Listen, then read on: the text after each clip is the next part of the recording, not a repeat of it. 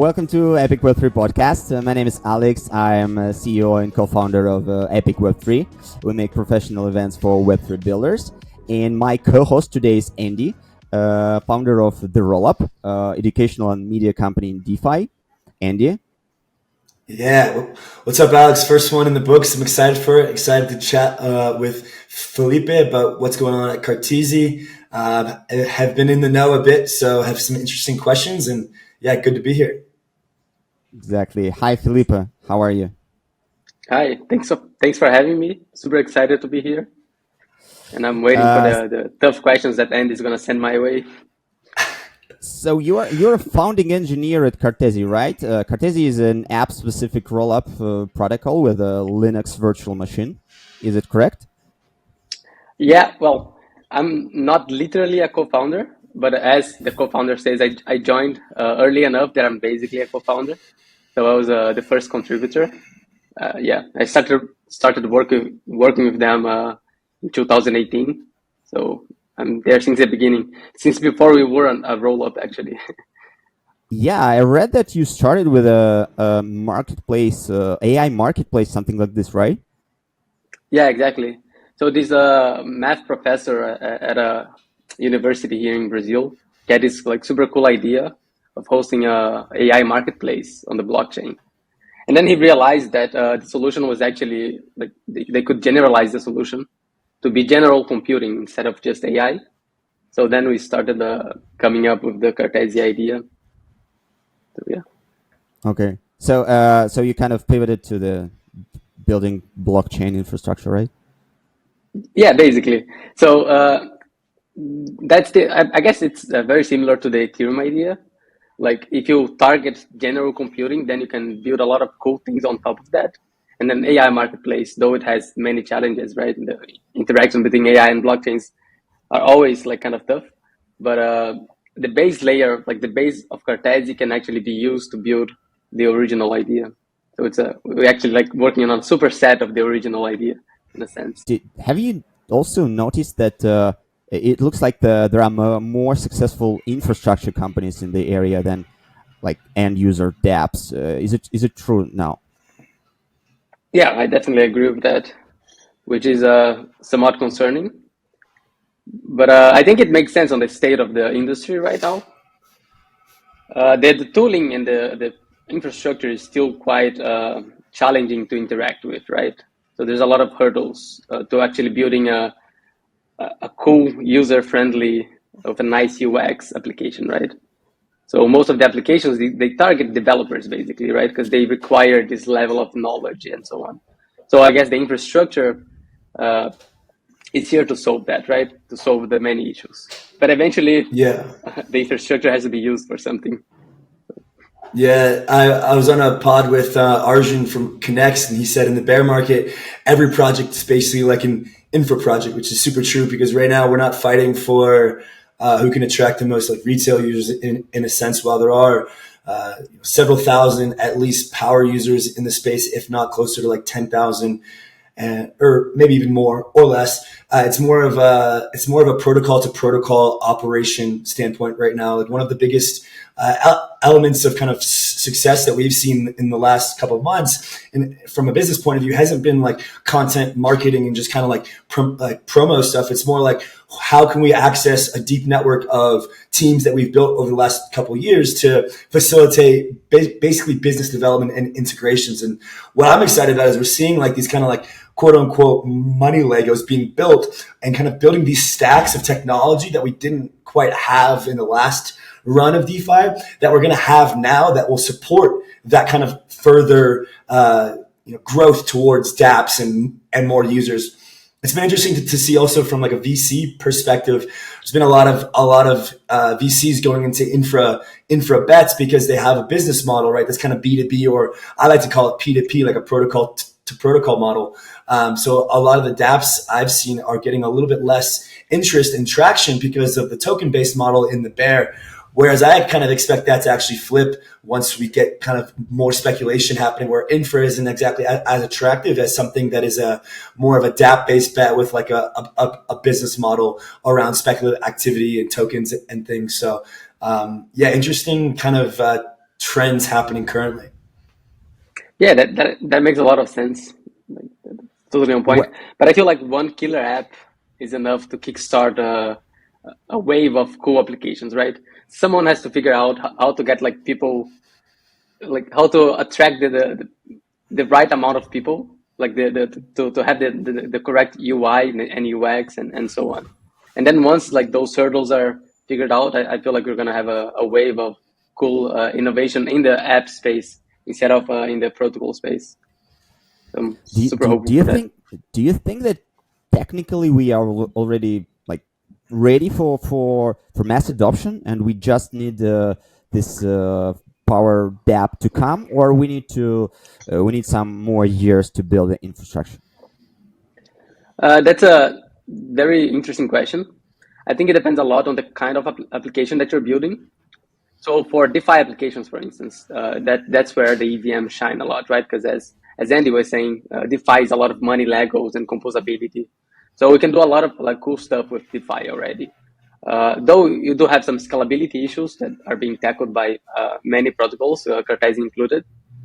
So maybe there's a lack of scalability there that would allow, like, say, cheaper transactions and like token streaming and so on. But there's a whole range of applications that are not DeFi, which are currently excluded from like benefiting from the Web3 ethos, right? From censorship resistance, from security, decentralization, and so on. And they're excluded for basically two main reasons.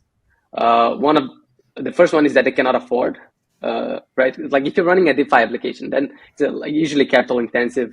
You can afford to pay the high fees and so on. If you're running a game, then you cannot really afford to pay high fees because, well, you're gonna scare your user base away, right? So the fees are a problem, but the tooling for these kinds of applications is also a problem, right?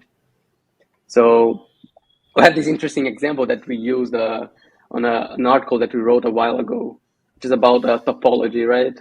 So this idea of when you're working on a Web3 space, you end up having to rebuild all the tooling that already exists for Web2, right? So there's this game, super cool game, super interesting, called Topology. I'm not sure if it's live yet, but I definitely saw it for a while. And it uses physics, right? And it uses the same physics as Angry Birds use. But they had to rebuild the whole like physics modules from scratch because there was no tooling for that. And when the Angry Birds devs went to build the Angry Birds app, they just imported some like game engine physics library that was already there. And this is the same physics, right? But for topology, they had to rebuild from scratch. So it takes a while to reach the point, to reach the same tooling and facilities that we have on the Web2 world, right? So. Yeah, for sure. Yeah, I just think that that we're more prepared than ever, but I think it's like a never-ending thing. Like we'll be more prepared now than we were 3 years ago, and in 6 years it'll be the same, and then in 10 years we'll be like, well, we're still not done yet. Like I'm not sure when the building will ever end. Yeah, that's like so at Cartesi actually we were kind of stuck in this like always improving and always like, okay, we have to get to like this next level, and we realized like, wait, let's calm down a little bit. So actually right now we're running an experiment week at Cartesi. So like we incentivized every contributor to just stop building the core tech for like a week and just build use cases, like build cool stuff. Let's exercise this. Let's see what's going to come out. It started yesterday, but it's already like super exciting. So there's one of the guys that is building a SimCity on Web3, right? So like his initial plan is to build a shared, like a shared city in which people have resources and they can buy buildings and they can buy natural disasters for the neighboring cities and like build a whole Web3 economy on top of that. So that's super nice. And the tech is like basically ready for that, right? Though maybe we'll need some tweaks, but so yeah, we have to build those, man. So can we say that the next bull market can come from games? I think games are usually at the forefront of innovation, right?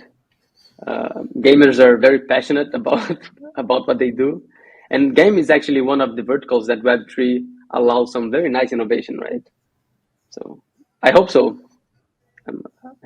Let's talk about these innovations because to be honest, I don't understand all of them. I mean, why in general game developer want to integrate blockchain in their game? Yeah, so have you heard about the autonomous world movement? So this concept of unowned games and worlds in which you can permissionlessly build on top. I think once we start giving out the games to the communities, so like the community is governing the expansion of the game, we're gonna start seeing a lot of cool stuff. And this shared asset layer as well between the games, right? So being able to move assets from one game to another game, it allows so much like cool stuff that was not done before. So I think composability is great for games. I think as an asset layer is super crazy for games. I think this is decentralized, permissionless layer. I mean, yeah.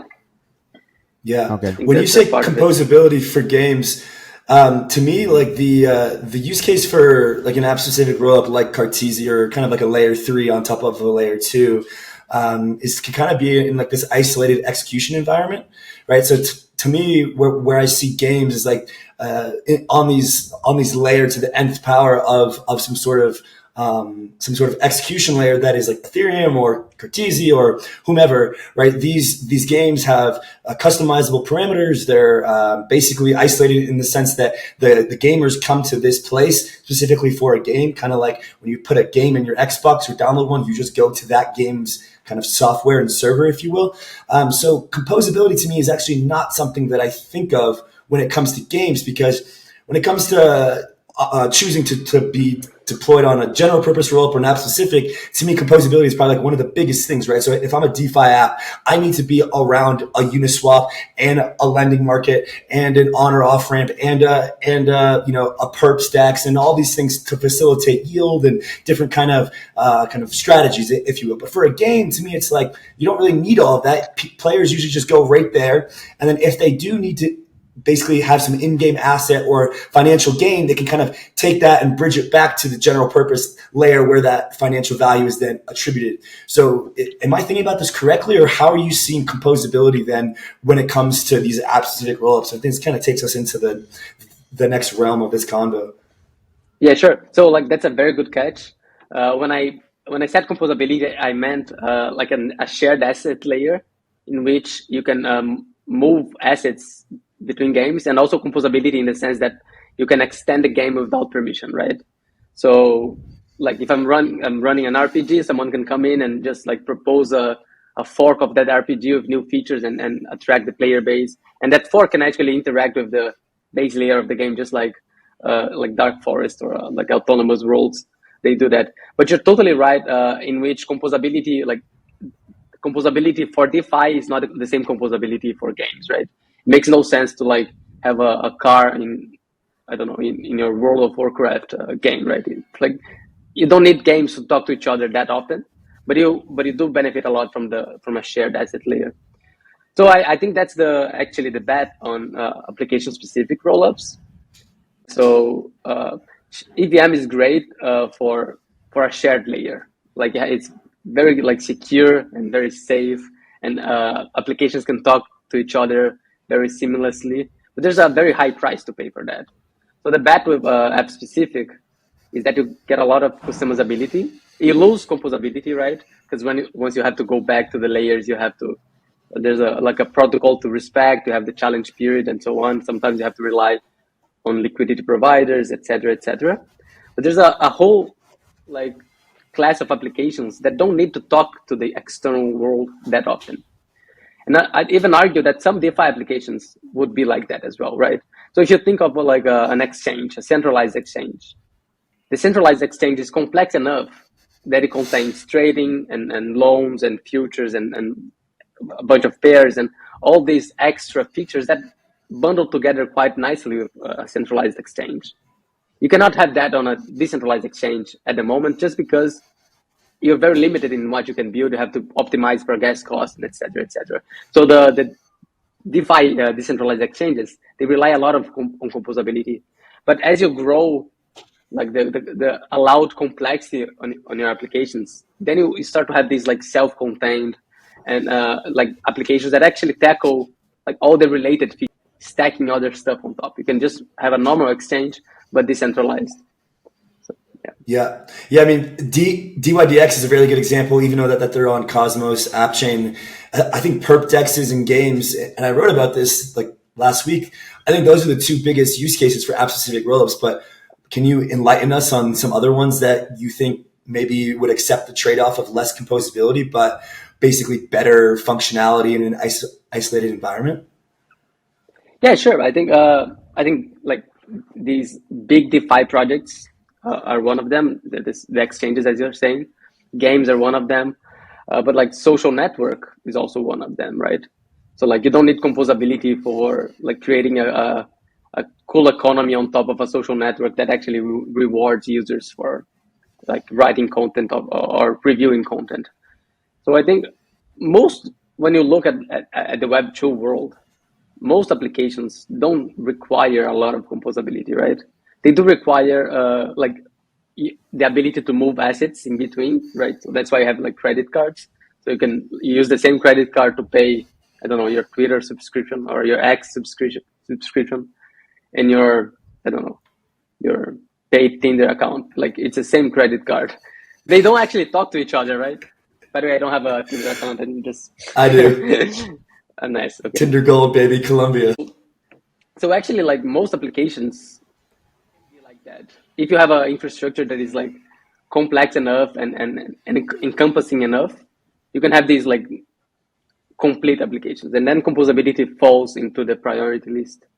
Though I have to say that like having this intense composability, just like the EVM or Ethereum does, is paramount to some kinds of applications, right? So that's like there's a whole array of applications that are only possible with that kind of composability. But I don't think that's the majority. I think we're focusing on that because that's the only thing we have right now. But as we improve tooling, right, and infrastructure, then we'll have more room. Yeah. The guy today from another kind of app specific type of project dimension, he also mentioned that an app like FriendTech, right, like a social media could totally be just on an app specific chain, right? Like, why does FriendTech have to use Base? Like, isn't that they're probably paying Base a ton of money when they could have their own app specific chain and control their sequencer in that sense, and not only get that 5% fee from all the trades, but also get all the sequencer fees. So they're like, I'm wondering why use Base, but yeah. So like you have a lot of advantages of being app specific. You have like customizability, which is huge. So say like you have an exchange and you don't want to charge gas from market makers, right? Or people providing liquidity. Then you can actually subsidize their gas. You cannot do that on Base because Base has is a shared network. So all the dApps have to follow certain kind of parameters, right? But if you're doing that on app specific, you can like reward certain behavior. You can tax some other behavior. You have a lot of fee stability, right? Because there's this problem with shared networks, such as Ethereum and so on, which is as soon as something gets popular, it raises the price of everything else, right? So like you launch a game on the base layer and you're sure that people will love playing that game if the fee to participate is 5 cents. And then suddenly Uniswap gets super popular and your fee jumps from 5 cents to $1 and your game is no longer viable. So the cost structures, right, are vulnerable to all the other dApps launching at the same base layer. If you're running app specific, then you have a lot of fee predictability as well. So you can actually plan your business model or your game economy with that in mind, which is, I think, is a understated advantage of app specific. Looks like a no-brainer to use app specific ones. What are the disadvantages? The most of those ones. Yeah, so infrastructure is one disadvantage. So if you have a shared execution environment, if you have a shared rollup, then there's a lot of people already running that rollup. You just deploy on a network that is already up, right? So it's much easier to do that. When you're running app specific, then there's some effort to launch your app specific. you have to get some usage to be able to pay for the infrastructure, right? So you cannot just like get a free ride on the Ethereum validators. You actually have to convince people to use your apps and download the validators and be part of the security model of that. So that's one of the disadvantages. The other disadvantage is communication, right? So as we've been talking about composability, that is a little bit lesser important in ZK, just because with the validity proofs, you can talk to the base layer in a quicker way, but it's also a disadvantage for ZK. But I think that's the main one, right? So it's a trade-off of composability versus customizability and computational capacity as well, which is a huge advantage of app chain. So that's how I see them: composability versus customizability and computational scalability. Yeah. Okay. Also, the economics are quite different, aren't they? In the sense that when you're just a DApp on a general purpose rollup, you're effectively trying to make revenue via some protocol owned liquidity or some mechanism that is unique to generate revenue for your project, for your token holders, and for just your overall token terminal, boards. So all those thread orders can be like, wow, big revenue. But when you're when you're on your own chain, there's different economics involved. So is when teams are making this decision to kind of, whether it's go and be on their app specific rollup or just kind of deploy and stay in general purpose environments, what is the economic thought process involved as far as like what is going to be the most sustainable or generate the most surplus or profit? Wow, that's a that's a tough question. I have to think about this a little bit. So, like, can you elaborate a little bit? So, like, what do you think are the economic implications of launching a DApp on the first place? Like, what? Because there's a lot of different aspects of economical incentives that we can talk about, right? So, like, how to secure the layer, how to secure the base layer. Are we talking about fee economics? Are we talking about the application specific economics, in the sense that, like, if you're having an exchange, then you have trading pairs and trading fees and so on? Like, what aspect of it are you trying to tackle? Yeah, let's just like neutralize all variables and just have like, let's say we are a DEX on a general purpose rollup right now. We're thinking about deploying our DEX onto a app specific chain. And again, we understand like there's composability factors with a DEX, so it may not be the greatest example, but again, neutralizing the pros and cons. There's an economic machine that is different from running your own app specific rollup than there is by just having it like a DEX or a DApp on Optimism or on Arbitrum.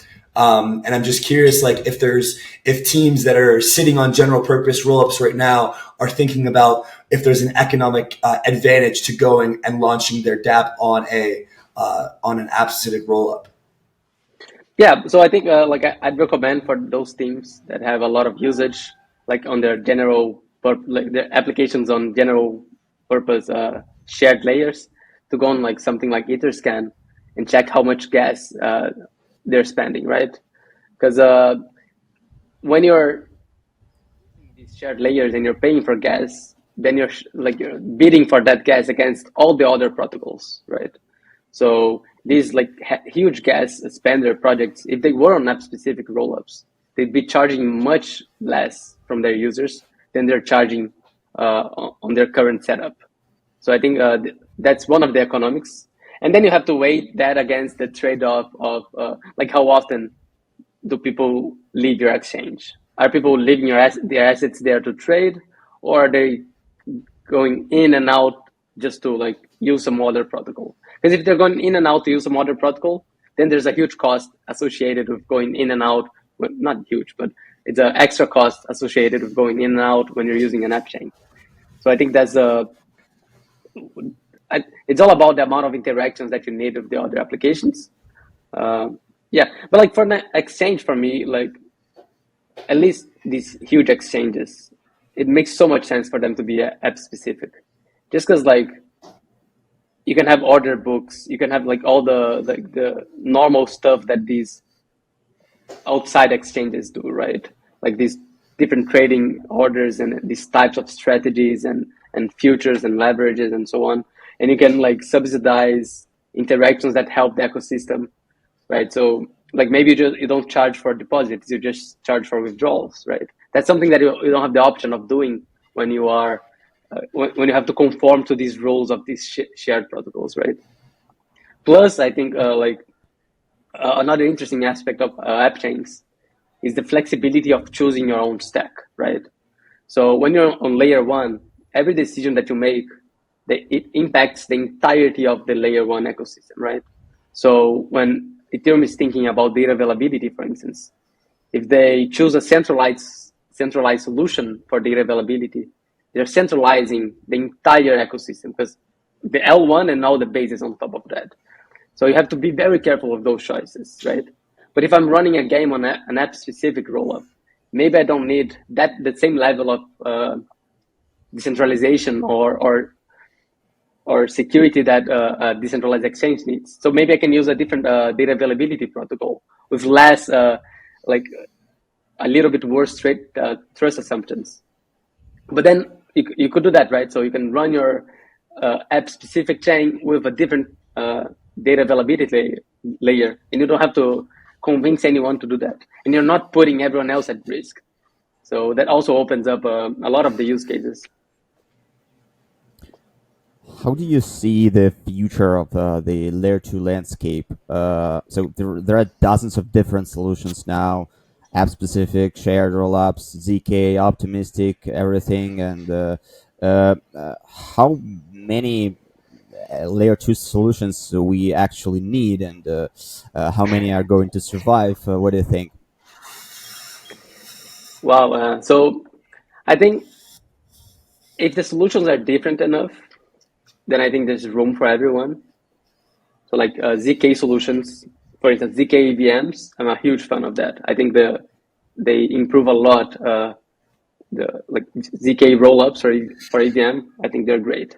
There are a lot of applications that would like that's the dream space for them. So I think those are going to be a thing. As far as like, are we going to have 3 different ZK EVMs? Maybe, I don't know. Are they going to be able to differentiate themselves enough? Because usually there's a huge network effect, right? If you bring in all the developers and users to the same framework, then those developers and users, not only do they create this community around the framework, but they also build tooling and improve and test and document and so on. So I think we're going to have different protocols, but it's hard to have a lot of different ones for the same niche. Yeah, don't we have enough ZK EVMs at this point? Like, this one's going to be right up your alley. Like, isn't it time to start innovating on the execution layer? Like, yeah, I guess. Why do we need so many EVMs, right? But I mean, all the projects are still experimenting and trying to find what is the best implementation, how cheap can you get with proving, etc., etc. So let them experiment for a little bit longer. But yeah, so I really believe that we should start thinking on how to move from EVM. I mean, a lot of teams are doing that, including Cartesi, right? Our VM is not EVM at all. We're doing a RISC-V virtual machine. But I feel like that's not discussed enough in the ecosystem, right? We have a settle for the EVM, which was great and is great for a lot of things, but there's no way it's the final solution for execution environments on the blockchain, right? So we need to start thinking about that. And the usual excuse is that the execution is not the bottleneck right now. The data is the bottleneck. And as far as price goes, maybe that's true. But then, like, yeah, but is it going to be the bottleneck forever? Like, of course not, right? We have a lot of people tackling data availability right now. So it's not going to be the bottleneck forever. And once we're done with it, then what do we do? And it's definitely not the bottleneck for like UX and programmability and so on, right? Programmability in the EVM is quite, it's not the best, right? Compared to the years of innovations outside the blockchain world. Is the number of Is the number of developers in the industry a bottleneck, or do you see enough developers? That's a good question. I think it's always good to attract more developers. I do think it's a bottleneck for the applications, right? Because right now, all I have, like me, myself included, are like a bunch of nerds that love to work on protocols and solve hard problems, and that don't really interact a lot with like applications, like user-facing applications. They're not gonna be the ones building the mobile apps and so on. So for that kind of developer, then I definitely think we have a bottleneck because it's very complex right now to learn the entire stack. We change nomenclatures like every month, right? We rename everything. Finalization means a different thing now that it meant like 5 months ago. And there's ZK and there's rollups, layer 2, layer 3, layer ends, modularity. It's like, it's insane. For someone to get into this space right now, everything is new. I'm happy that you guys have a podcast and you're helping to explain to everyone the differences between protocols and projects. But I'm trying to it's understand it myself. Yeah, that's the beauty of these. You just get to yeah, learn while doing it. And dude, you're right. Like, there's so much happening. And specifically, you kind of mentioned that there needs to be more discussion around the VM space. And obviously, you're working with Cartesi, so maybe you're a little bit biased there. But I've heard that from quite a few teams, and we're putting out a piece this week about it. And I'm curious from like the most base level perspective. Why is EVM not good enough? Like, why do we need more VMs? And then I'd like to talk more about like the solutions and things. But like, why? Like, yeah. what can EVM not do? Yeah, so I'm always careful with saying that the EVM is not good enough because that's like might be a little bit mean to like people that came up with the EVM, right? So the EVM is the right execution environment for a specific thing, right? So if you want to run the same instructions on everyone's computer at the same time in a decentralized fashion, and you want someone with a cheap laptop to be able to follow those instructions, and you need a metering system and you need a lot of hashing operations, then the EVM is great. So the EVM is very good for some specific things, but it's not good for everything, right? And there's a very big, how can I say that, like a blind spot on the EVM, which is about programmability. So trying to explain this in a non-technical way, the EVM is a very new machine. It's a novel machine, and it's in some senses a weird machine, right? So we don't have enough things built for the EVM. So basically, like we're throwing away decades of programmability and tools and open source and brilliant people working on improvements, right? We're throwing away compilers and libraries and operating systems and so on and so on, right? Uh, and that comes from the fact that the EVM is this very novel computer. It's a very different computer. So there's nothing compatible for it yet. For instance, a long time ago was coding a Solidity smart contract, and I had to calculate the logarithm of a number, and I had to write the logarithmic function myself, right? And like I'm not a mathematician.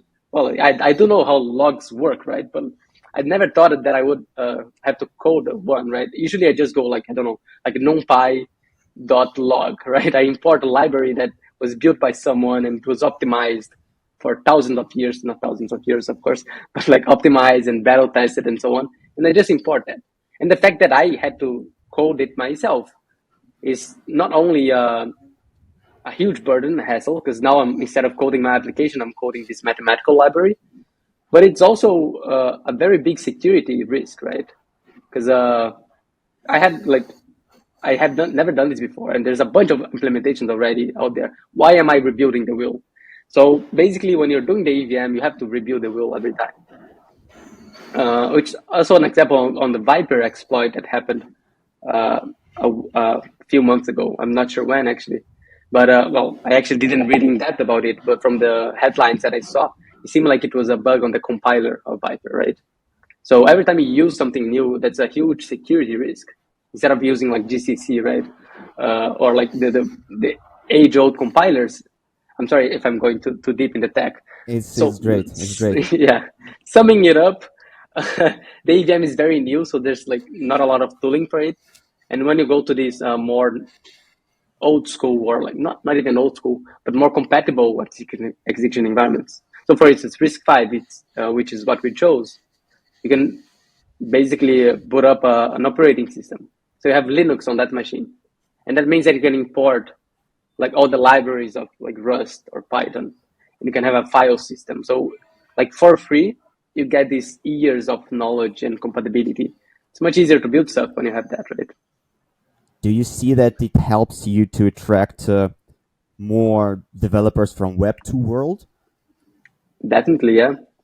So we've been seeing that a little bit in our hackathons, actually. So we've been participating on some ETH global hackathons. And for instance, this woman came to one of our hackathons and she hacked with Cartesi. I think she didn't have a lot of knowledge on the about blockchains. And she just like coded, it was called ChainGPT, I think. So she put a LLM, like a large language model, inside the Cartesi machine to make sure that her interactions with the AI chatbot were deterministic and were verifiable, right? So, well, first of all, you'd never be able to do that in the EVM. But I think the more impressive than that is that she was not even like I think a full-time coder. Well, she definitely didn't know how to code, but she was like a robotics engineer or something like that. So she just used the things that she was familiar with and ported it and created actually a super impressive project. But you guys can check on the ETH global website. It's called ChainGPT. Yeah, it's super cool. That's such a good use case to onboard more devs and not have to force them to learn Solidity and just kind of have that. So we have this world where people are building and projects are building atop of a virtual machine that is separate from the EVM.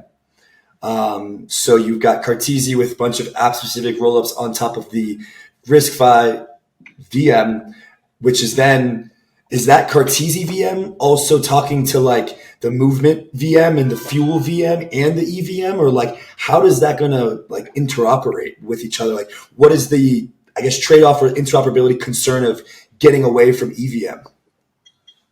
Yeah. So that's an interesting question. Interoperability is definitely not a solved issue yet. So we have a very basic way of doing it. So like, for instance, you can communicate through the base layer, right?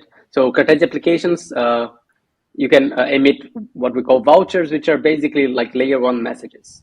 So my application could generate a message that targets an application using Fuel VM, right? So that is the like base level on how to having interoperability between these different protocols or different VMs. Though there's a lot to improve there, right? Because when you use the base layer to communicate, then you're paying base layer prices, right? So you can do stuff like aggregate messages. You can have like shared sequencers. You can have a lot of different setups that allow communication between protocols, right? It's a question of first building it. You have to define a cool API. People have to agree on it, and you have to figure that out. But it's definitely coming, right? You'll need it. You'll need that somehow. I guess for now they are a little bit isolated still. And I guess to help understand, and I don't want to take all the questions here, but from a stack perspective, the VM is that like on top of Ethereum, or by doing like a Cartesi VM is now no longer transmitting messages or data back to Ethereum at all? Like, so do you understand what I'm saying? Like from a stack perspective? Yeah. So that's a very good question. I think I should have explained that before. So we have the Cartesi machine, which is the execution environment, right? It's this RISC-V, deterministic RISC-V emulator. So that's basically something that's like inputs come in, you process them deterministically, and outputs go out. So that's a piece of this stack. And it's a very useful piece by itself, right? Deterministic computations is already very interesting. But then you can put that piece of the stack on whatever kind of that you want, right? So you can have like the Cartesi, the Ethereum base layer, and then you have the rollups protocol, and on top of the rollups protocol, you have the Cartesi machine. So now you have a Cartesi machine, Cartesi rollup stack that receives data from Ethereum and outputs data to Ethereum in a provable way. Or you can have Celestia, right? And you can run the Cartesi machine on top of Celestia. And now you have like maybe a sovereign rollup. If you're not settling anywhere, then you have a sovereign rollup that receives inputs from Celestia and just takes care of its own state. Or you can have like Espresso sequencer that has their own DA layer, and then like you can pick and choose, right? But the Cartesi machine is a execution environment on itself. But of course, it gets interesting when you start to connect these with the other pieces of the stack, right? To get data in and data out. Yeah. So just to finalize this, the VM is basically the execution layer, and there still is requirement for some sort of settlement layer at the end of the process. Okay. Yeah. Gotcha. So most of our applications, including the one on mainnet, we're using Ethereum both for data availability and for settling at the end of each epoch. But you can choose, different kind of pieces of the stack for different types of applications. And that's kind of the beauty of what is happening right now, is that in the past, it was like you used Ethereum and you use the set of sequencers, you use your own centralized sequencer, and, Arbitrum was kind of like one of the first ones. They didn't really have many options. Now it's like the optionality is just absolutely blown up. That's kind of like the beauty of what's happening. Yeah. Yeah. And that's where innovation comes from, right? Like you innovate if you can experiment with a lot of different stuff at the same time. And then you figure out what fits best, right? What are the best practices of bringing developers to all this infrastructure? You're building such cool stuff. How to bring developers there? Is it hackathons, events, I don't know, bounty programs, whatever? Yeah, I guess that's what we're trying to figure out. I hope that coming to podcasts is a good way to do that. So if you're watching this and you're a developer, please hop on our Discord. We do all the development and research there in public, actually. So that's super cool. My personal belief is that like hackathons and improving the tooling and documentation and being more friendly and so on. So like fostering a community. But that's something that we are working very hard on. And like just as a side note, I was watching a documentary the other day, and I saw this guy commenting on Red Bull's marketing, and they said that like Red Bull is super cool because they make you discover their product in an awesome way, and I kind of took that to heart, and I hope that at Cartesi and now with these experiment weeks and hackathons, we'll be able to show people the power of our technology in a very cool way. Because right now all we can do is like nerd snipe people, right? We can have these sorts of conversations. And if they're like interested in it, they come but there's a very specific profile, right? It's not like the general public is gonna get interested in design options of application specific rollups. So I hope, answering your question after a long rant, I hope that we'll be able to show people Cartesi on awesome ways, like the Dome Arena that we recently launched. And then they'll get interested and come. But to be honest, we're still trying to figure that out. Gotcha. Okay, I think we need to wrap up. But before that, we have some real quick and probably funny questions, which we ask every guest. I'll start. So, ZK rollups or optimistic rollups? Optimistic rollups, but ZK is cool as well. Okay. Is it yes or no, or can I expand a little bit? You can elaborate, yeah. Yeah. So ZK is better for simple stuff, for cheap computation. Once you start to get complex applications, then optimistic. Okay. We have room for both. Yeah. Modular blockchains or monolithic ones? Modular blockchains. They're better in, I think, every way, from like developers focusing on a specific problem rather than trying to tackle all the problems at the same time. So this like specialization is usually interesting. You also usually build better architecture because you're make sure that things are like Lego pieces and you can maintain the code better. You can pick and choose better. So modular. Infrastructure products or dApps? Both. dApps. We need dApps. Let's all build dApps. Okay. Yeah. Come to What's your- Cartesi and build some dApps. What's your favorite dApp? My favorite dApp. I like Uniswap a lot, actually. I think. Actually, they're very controversial right now because they're charging a fee for the front end. But I really like the culture of them, like the way they operate. I think that's super nice. I like Dark Forest as well. So that game is super nice, and I think it's innovative. My friend is building a SimCity on Web3. I'm pretty sure that's gonna be my favorite dApp in about a week. So let's see that. Good. What is the most promising Web3 technology right now? Cartesi, man, come on. Okay, besides. I really like EigenLayer a lot. I think EigenDA is super nice. This idea of restaking, though kind of dangerous, can bring a lot of cool use cases. So I like EigenLayer. I think Espresso system, they're doing something super nice as well, of the shared decentralized sequencers. So I'd go with EigenLayer and Espresso. Okay. And the last one, but the most important, when do you think is in the next bull market? Hopefully tomorrow. Okay, I have no idea, man. I have no idea. But hopefully it's coming. Yo, Alex, can I ask a quick one? Yeah. Is the transition away from EVM? This is a little bit more like, but a quick answer is still fun because we have to wrap up. But is the transition away from EVM is that bearish for Ethereum? I don't think so. I think the EVM actually makes a great settlement layer. Yeah.